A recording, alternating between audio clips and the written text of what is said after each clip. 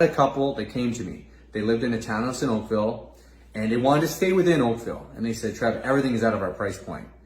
I'm like, okay, well, what are we budgeting your house? Because you bought this house about 3.5 years ago and it is up a good conservatively 30-40% without us even coming to market yet, just based on the data.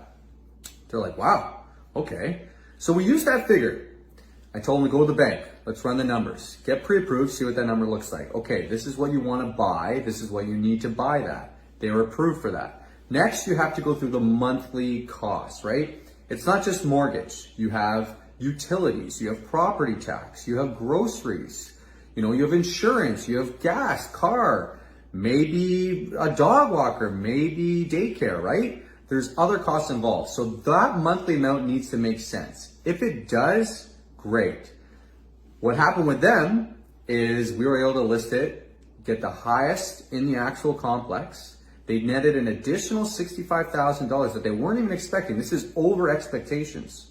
They were able to use that extra amount, stretch the budget just a little bit, and get their forever home in Oakville, detached, 4-bedroom, 4-bathroom, walkout basement, big lot in the ideal school district, and everything worked out. Now, in the next 20, 25 years, the market might be volatile, right? And, there's going to be highs and lows. But at the end of the day, over that time period, it's only going to keep going up. So what happens in between, if it's on the downturn, it doesn't matter, right? Because you did your due diligence to make sure you could afford that monthly amount. That is the key here.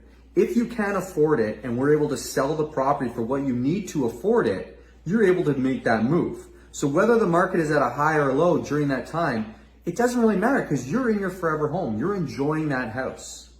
So I highly encourage you to give me a call. We can talk about it because it's very overwhelming right now, right? There's lots of questions. The market's kind of out of control and I understand that. There's a lot to navigate.